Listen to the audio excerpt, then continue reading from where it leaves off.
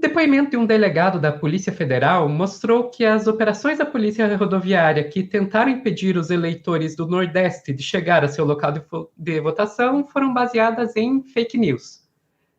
Pior essa história, a polícia já sabia que era fake news. Estou aqui no quilômetro 17, uma blitz desde manhã, hoje é dia 30, dia de eleição, Polícia Rodoviária Federal, apreendendo moto e carro de pessoas que passam aqui no quilômetro 17.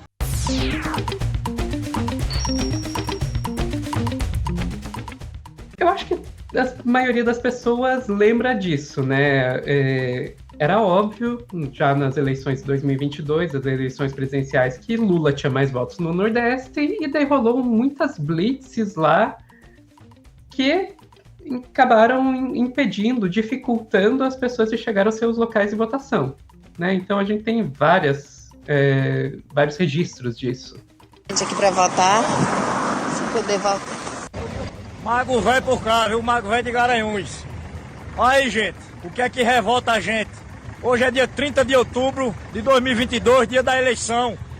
Aqui em Garanhuns, Pernambuco, esse ônibus mesmo aqui, com o pessoal aqui, ó, que vai tudo votar. Tudo vão para o local de votação, ó. Todo mundo vai votar.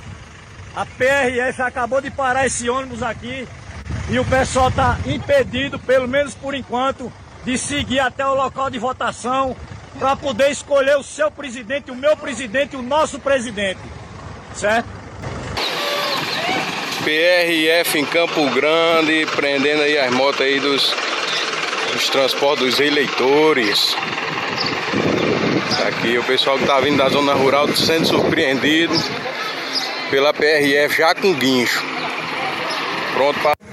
Estou aqui no quilômetro 17, uma blitz desde manhã, hoje é dia 30, dia de eleição, Polícia Rodoviária Federal, apreendendo moto e carro de pessoas que passam aqui no quilômetro 17. Então aí alguns dos muitos registros que teve do ocorrido ali na época, né? E isso aí gerou uma série de investigações. O primeiro que foi aí depor nessas investigações foi o Anderson Torres, né, ex-ministro da Justiça de Bolsonaro, que, sendo ministro da Justiça à época, era quem estava no comando, então, da PRF, né, Polícia Rodoviária Federal, e também da Polícia Federal. Mas a gente também tem outros personagens aí nessa história. O diretor-geral da Polícia Federal, na época, que era o Márcio Nunes, e o delegado Leandro Almada, que era o superintendente da Polícia Federal na Bahia, lá no período das eleições. Os dois deram depoimentos e que trouxeram revelações bem interessantes. São do ex-diretor-geral da Polícia Federal, Márcio Nunes, e do ex-superintendente da Polícia Federal na Bahia, Leandro Almada. Eles confirmaram que o então ministro da Justiça, Anderson Torres, participou de uma reunião poucos dias antes do segundo turno das eleições. No encontro, então, o diretor-geral da PF teria pedido à Superintendência Baiana efetivo máximo da Polícia Federal no dia da eleição. E o efetivo máximo da Polícia Federal no dia da eleição. Confirmando o que já se imaginava, né? O uso de reforços da Polícia Rodoviária Federal. Em que pese naquela frente ali com o ministro, no dia, a gente falou que usaria todo o apoio necessário, sem problema. Mas, de fato, a gente alinhou depois dessa reunião que, entendendo inadequado essa ação conjunta, a gente atuaria sozinhos, dentro do planejamento da PF, disse Almada aos investigadores. O então superintendente da Bahia afirmou ainda que Torres e Nunes tinham ouvido relatos de compra de votos, que facções criminosas em Salvador estariam apoiando o candidato do PT. Tá, então olha a história. Eles teriam o Nunes, que, lembrando, era o diretor-geral da Polícia Federal na época, e o Anderson Torres, ministro da Justiça na época, ouviram, tem facção criminosa apoiando o PT. Mas a Polícia Federal já sabia que o suposto apoio de facções criminosas se tratava de fake news. Ou seja, eles... não, vamos colocar a polícia porque tem crime organizado apoiando o PT. É fake news? Tá, a gente já sabe que é fake news, mas vamos colocar a polícia assim mesmo. É basicamente essa a história. O Anderson Torres, ele já fez o depoimento dele sobre esse caso, mas ainda tem mais um depoimento que é considerado bastante importante pela Polícia Federal para chegar ao fundo desse caso. Da Polícia Federal é conseguir o máximo de informações antes do depoimento do ex-diretor-geral da Polícia Rodoviária Federal, Silvinei Vasquez. Silvinei é um dos suspeitos de tentar interferir no resultado das eleições. Ele pediu exoneração da PRF no final do ano passado. Silvinei Vasquez é um personagem que já apareceu aqui nas lives do Meteoro, que ele foi pedida a exoneração dele no final do ano passado, e daí ele falou, não, espera 30 dias que agora eu tô de férias, depois vocês me exoneram. Mas, enfim, é essa a história que a gente tem até agora. Vamos esperar aí os depoimentos do Silvinei para ver qual vai ser o destino aí. O Anderson Torres já passou um bom tempo preso, ele acabou sendo liberado da prisão preventiva, mas não quer dizer que ele não possa voltar, né? E fica aí o registro na história de um dos casos mais bizarros que já aconteceu nas eleições brasileiras. Pelo menos até agora. Tavos, o que você tem a me dizer sobre esse caso aí? Assim, eu acho que primeiro constatar o óbvio, que eu já sabia, todo mundo já sabia, né? Assim, é a investigação que está trazendo à tona, enfim, o óbvio, né? Mas é importante que haja, é importante que os fatos, enfim, estejam devidamente postos sob o devido processo legal e trazidos à luz, e, enfim, né? Não é porque é óbvio que a gente não tem que, enfim, registrar e tornar isso, né, evidente. Quando eu fico pensando em todo esse caso da eleição ano passado, assim, foi muito bizarro no momento, né? Assim, acho que acho que todo mundo tem sua história sobre o dia da eleição do ano passado, e onde que estava, como estava fazendo, sei que eu não estou, tem, enfim, um ano que eu não estou morando no Brasil, então eu não estava no Brasil durante a eleição, então fiquei dependendo de acompanhar notícia, Twitter, relato pessoal e tal. E começaram a chegar, né, esses relatos de, olha, estão bloqueando ônibus, estão bloqueando moto, tem caravana indo votar que está sendo impedida, e essa coisa toda, né? E o que eu sempre fiquei pensando, assim, desde quando...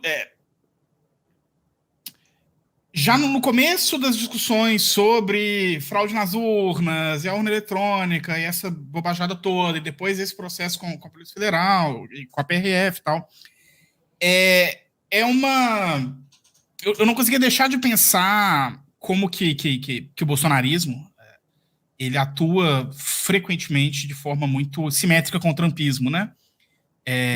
E como que a tática de supressão eleitoral, que é enfim, é uma arma tradicional no arsenal da direita estadunidense, mesmo antes do trumpismo, né, os republicanos tradicionais, que é isso, você desenvolver dispositivos das mais diversas ordens para impedir as pessoas de votar. Às vezes, esses dispositivos são extremamente direcionados, né? Então, é para impedir pessoas dos bairros tal, tal e tal de votarem, por exemplo, né? Então, sei lá, a Geórgia, nos Estados Unidos, passou uma lei que as igrejas não poderiam distribuir água na fila de votação. Por quê? Porque eram principalmente as igrejas protestantes tradicionalmente negras que se organizavam para distribuir a água nas filas de votação num estado que era tradicionalmente republicano, que por causa da mudança da composição eleitoral da cidade de Atlanta estava ameaçando perder essa primazia republicana no Senado. E aí eles apostaram que, assim, se eles conseguissem limitar a atuação das igrejas no dia da votação, eles conseguiriam causar um tipo de supressão eleitoral, né?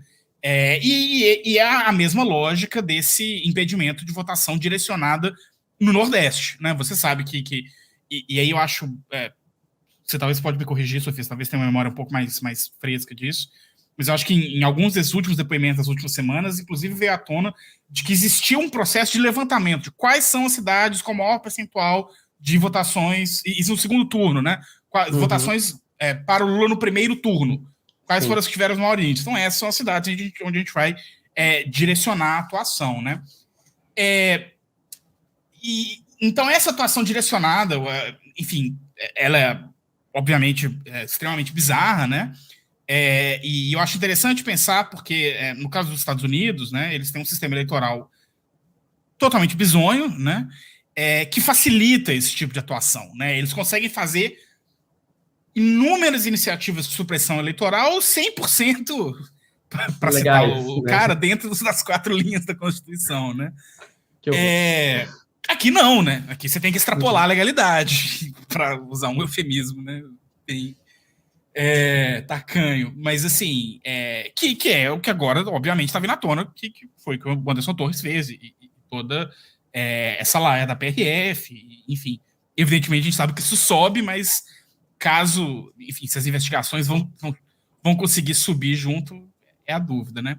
Mas o que eu acho mais interessante é que, além dessa supressão direcionada, existe um fenômeno nos Estados Unidos que eu acho que ele se repete aqui em alguns países, que é a supressão generalizada. Que existe um fenômeno que, se você coloca mais gente na urna, de um modo geral, irrestritamente, esses votos eles tendem a pender mais para a esquerda. Se você facilita as condições de votar, se você torna mais fácil ir para a urna, ou mais obrigatório, ou mais difícil, você encoraja as pessoas a irem para a urna votar, existe um fenômeno mais ou menos global, né, nos Estados Unidos e eu acho que no Brasil também, de uma pendência desses votos à esquerda, né? Assim, lógico que em termos relativos, isso vai variar cidade para cidade, estado para estado, mas existe um fenômeno mais ou menos global, assim. E aí eu sinto que a gente também tem esse fenômeno de supressão um pouco universal eleitoral do Brasil na votação, né? Então a gente teve, eu acho que um caso muito emblemático foram os patrões que não queriam liberar o pessoal para votar, porque o pessoal que trabalhava domingo obrigou a trabalhar domingo para não poder votar, patroa de empregada. Teve vários casos disso, que mandou a empregada ir trabalhar no domingo, e aí ela não podia abrir mão de um dia de salário e tal, não sei o quê, e aí que já não é mais necessariamente essa supressão direcionada de, olha, a gente vai nas cidades exatamente onde tem que ir, mas uma supressão universal, né? E eu acho que tem um efeito também, né? E aí eu acho que, no fim das contas, quanto mais isso tudo vem à tona, a gente...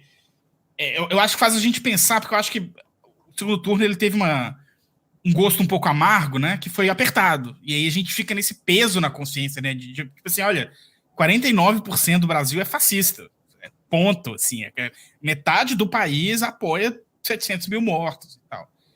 E quanto mais isso vem à tona, a gente vê que não, né? Que é certamente muito menos da metade, mas é porque existe uma distorção nesses valores absurda causada por crimes eleitorais que impediram, suprimiram votos que pendiam à esquerda, ou ao lulismo, ou ao Lula, ou como a gente quiser dizer para onde pendiam esses votos, seriam votos que não iriam para o Bolsonaro, em sua imensa maioria estatística, e que aí gera essa visão distorcida e que dão, inclusive, essa arma para o bolsonarismo falar, olha, vocês não podem ignorar a gente teve metade dos votos, o Brasil está dividido, e fazem eles fazerem o que eles fazem de melhor, eu acho, o bolsonarismo, que é parecer maior do que é, né? Então isso não sei, o que eu fico pensando muito, assim, cada vez que a gente vê como esse processo de supressão funcionou em todas as instâncias possíveis do processo eleitoral do ano passado.